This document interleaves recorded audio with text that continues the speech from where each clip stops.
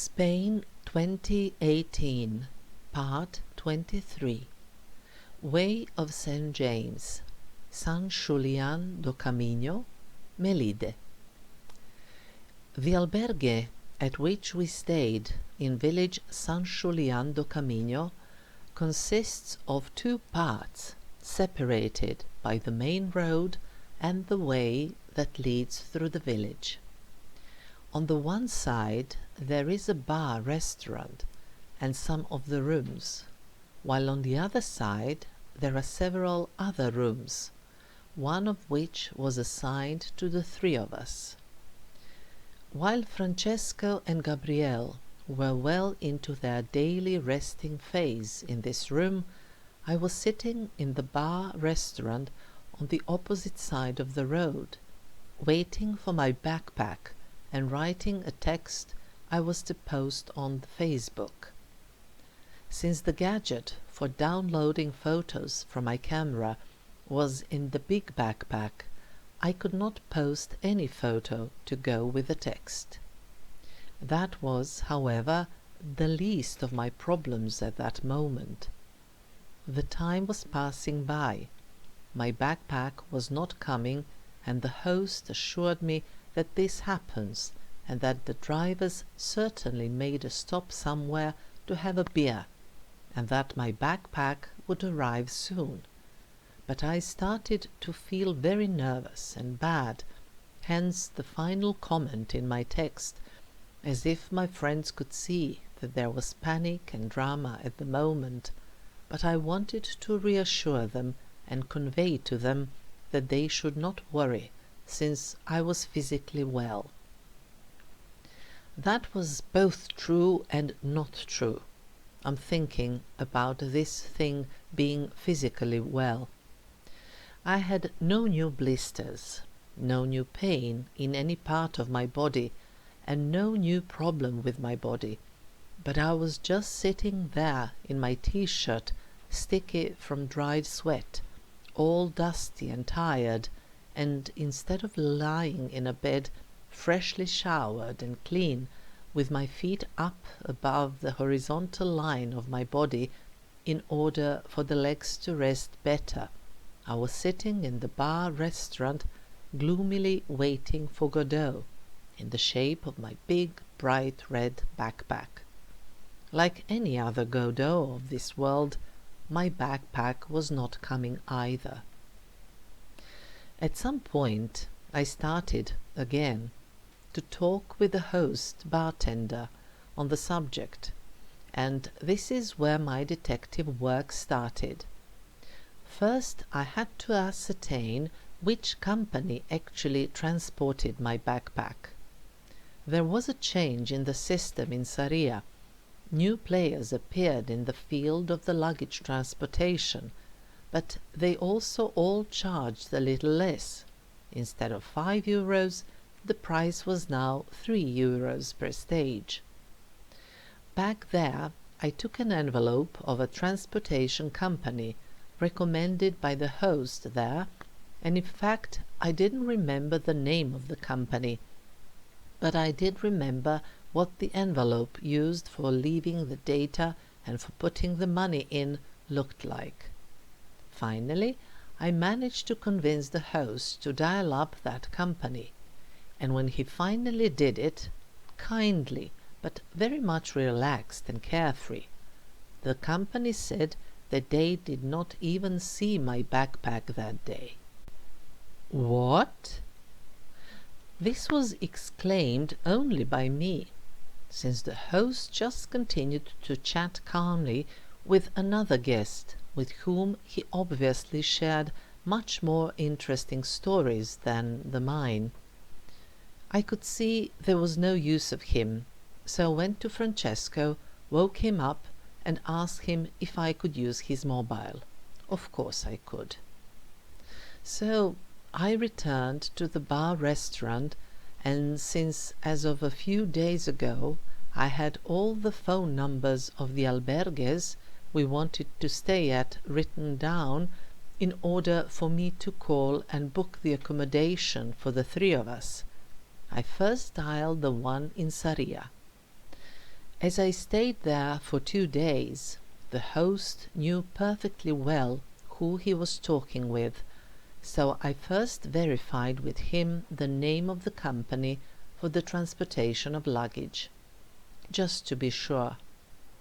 Then I called the company again.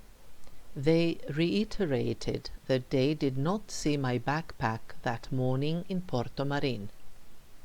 Then I called the albergue hostel in Porto Marin, explained the situation to them. They said that no luggage was left behind that morning, but they went to check again, just in case. The hostel has entrances from 2 streets. The reception is close to the lower street, while the luggage is taken from the upper entrance. And then they said that everything had been taken away. What? At first, everything in my head was empty and flat. There was nothing. And then my brain decided to concentrate on the, if I can say, challenge. How to solve the problem of the missing backpack. The next step, the police. I said to the host I had to call the police. He got a bit confused for a moment, but then it dawned on him, and he explained to me that the police is not called for such things, but the civil guard. As if that mattered to me. I just wanted him to call somebody who I hoped could solve my problem. Not my personal problem, but the problem of the missing backpack. My personal problem was started to come up to the surface in all of its clarity, and there was actually nobody who could solve it. I only had my sticky, dusty clothes on me. I had nothing clean to put on. I had no towel, no toothbrush and toothpaste. I had no deodorant. I had no pyjama or something warmer to throw over me if I felt cold during the night. I didn't even have the charger for my computer, and it was Friday afternoon, and I was in a tiny village where, apart from the bar restaurant and the church, there was no other facility of the, if I can say, general purpose. By now the host had called the civil guard, and then he passed the phone to me. I explained the situation to them. They first proposed that I should somehow go back to the previous town of Palas do Rei, where their office was, but I guess they realized from my voice that I was feeling rather lost, so they said they would send a patrol team to me after all. 2 civil guards came soon enough, and then I explained all the details linked to my missing backpack, including also the exact time when I left it, as well as a description of all the details that potentially made my backpack different from any other. I also told them I had no valuables in the backpack, but I did have my things. Then they practically repeated the same steps I had already taken, calling the transportation company and then the hostel in which we had stayed the previous night, all with the same results I had obtained. My backpack was nowhere to be found, and nobody had seen it.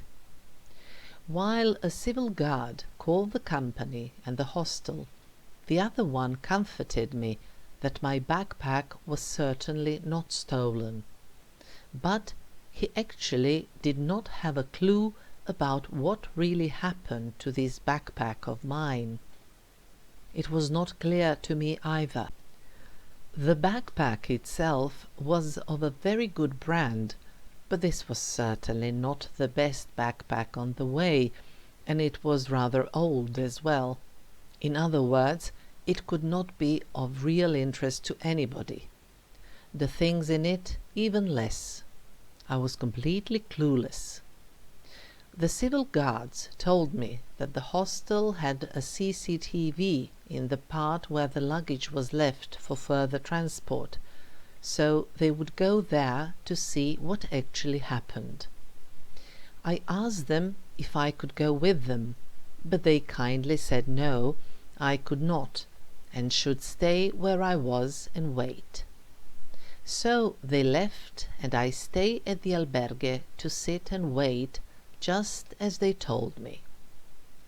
Everything calmed down, and I turned on my computer sporadically in order to check whether I received any messages from my friends, while making sure it was not on all the time, since I had to save on my battery.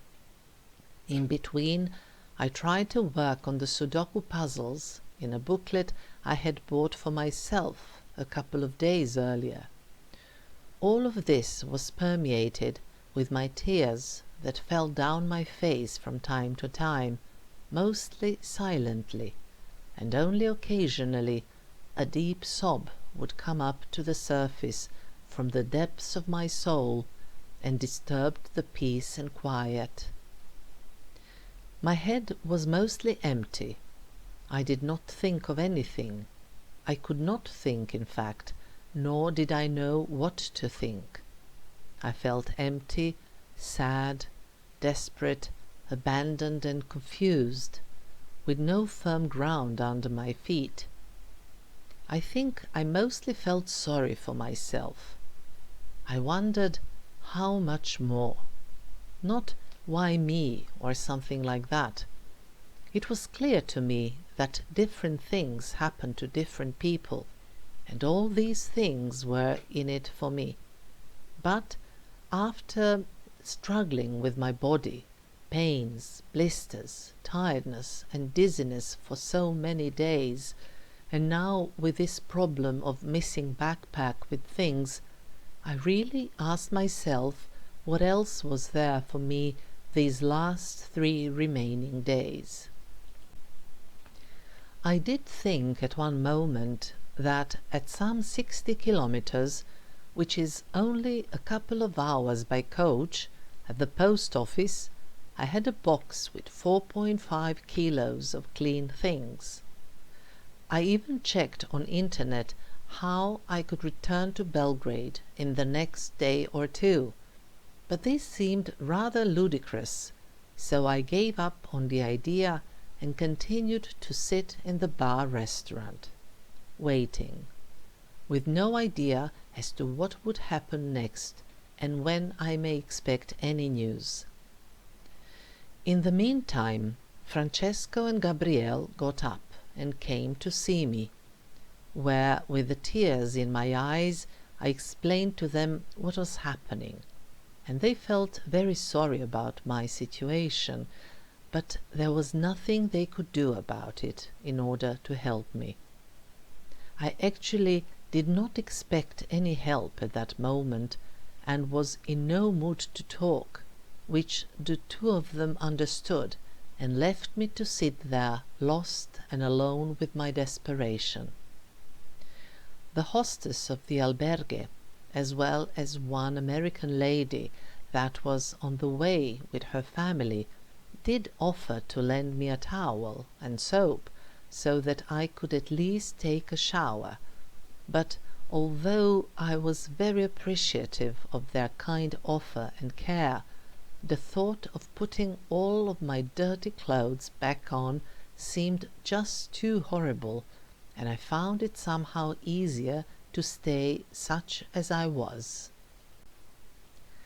And then I realized that I was not thinking at all about giving up. I found this to be completely interesting, although also puzzling. I was only thinking about how I would spend the night in all of these dirty clothes I had on me, and whether I would be cold that night, and whether I would smell the following day.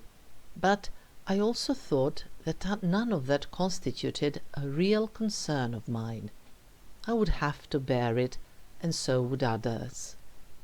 The following day, we were supposed to spend the night in a small town, and although it would be Saturday, I was hoping I would be able to find at least one shop where I could buy a t-shirt. The pants I had on would simply have to do for 3 more days without being washed, and there would certainly be some kind of supermarket where I could buy a deodorant, a toothbrush and toothpaste. And that should be enough. What? How things changed! I smiled bitterly to myself.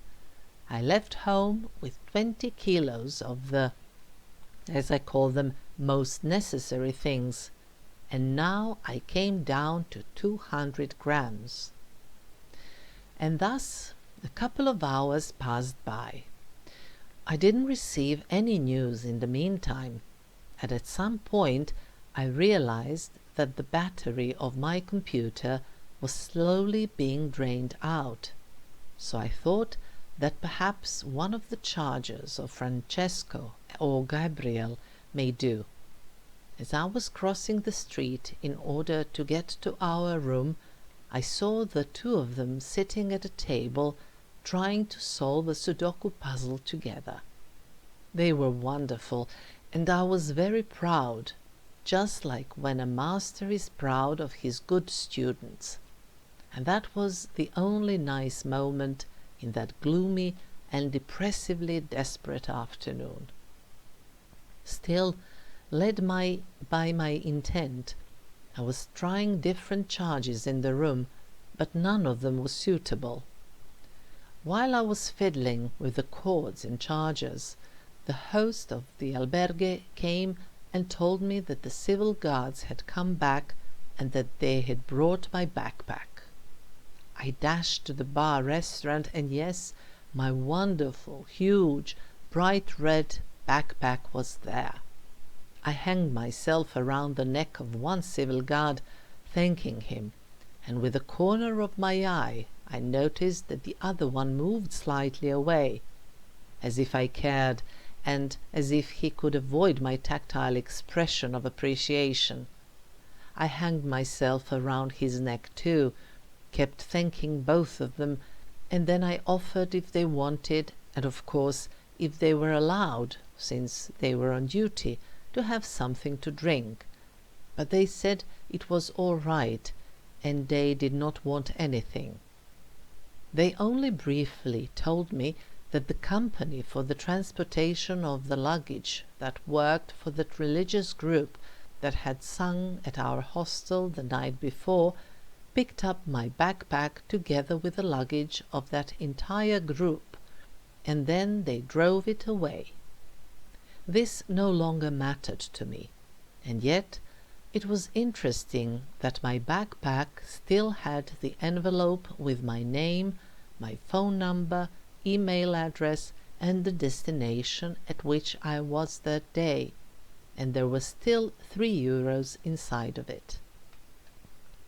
Finally, I could take a shower and change, and soon there was time for the communal dinner.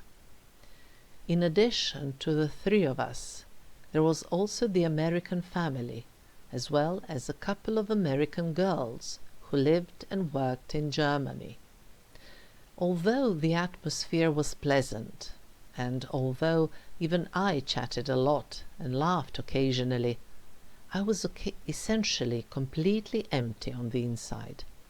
I had an impression that the great shock and stress I had gone through that afternoon, as well as the tears and the sobs that had kept piling up unexpressed over the previous weeks, and now finally came up to the surface here, left a huge scratched-out void within me that could not be filled up so easily. Why was that backpack and all the things in it so important to me? Just like one of my friends very astutely commented the following day, that backpack and all the things in it were my home on the way. They were my connection with the normal, with a feeling of security, rootedness and grounding, and their disappearance just shot me into the limbo in which I only floated, not having anything to hold on to and stabilize myself. Another problem was quite concrete. Because I was only sitting that afternoon instead of lying down and resting, I did not keep my feet up while being in a horizontal position, and thus my legs were rather swollen with the blood and liquids that piled up in them, and when I took my socks off I could see a mark in my swollen ankles. At the same time, this completely annulled any good effects of the massage back in Portomarín, and I had a decisive impact on my physical state during the following 3 days. The following morning, the 3 of us left very early again. It was one of the coldest days, so much so that I had to put on a shirt with long sleeves, although my muscles had warmed up by that point. Also, it was good that I put on my long pants, that is, that I zipped on again the lower part of the pants, since I felt less cold that way. The main reason for going back to the long pants was that I did not have to stop every now and then and shake some small pebbles out from my shoes, and it really functioned well. Nothing went into my shoes, and that significantly facilitated the overall situation. Although it did not rain, the humidity was incredible that morning, as if tiny droplets floated around us. This was particularly evident when I tried to take photos on a couple of occasions, and I turned on the flash because there was still not enough daylight. It was no use, since I could mostly see the reflection of those droplets through which we were walking. At one point we came across a hedgehog crossing the way, so we stopped in order to take photos. When we got to village Furelos, it was already day, but the fog still did not release its pressure on the earth. In order to enter the place, we had to cross a local Roman bridge. Even when we left the place, the fog kept covering the entire landscape we were walking through. Everything around us appeared mystical, but on account of this high humidity, it was rather fresh. After covering around 11 kilometers, we finally came to the town of Melide, and we made a break there in order to have breakfast in one of the bars that were open. The breakfast was fabulous, but there were still 14 more kilometers to cover that day, so we did not stay for too long. While we were going through the center of the town, Francesco wanted to go to the local church of St. Peter, but Gabriele and I decided to continue straight on the way, since there was a slight detour one had to follow in order to get to the church, so we parted for a little while. The tendon on my right leg had started to hurt me more and more, and for me it was important to make as few steps as possible. Still, at some point, the 2 of us got worried about where Francesco was, but he soon caught up with us, just in time for the 3 of us to decide which way exactly to follow at one forking after Melide. This concerned only 2 short versions of the way, and we opted for the shorter one, although it entailed more of the going up and down, and thus we entered a forest.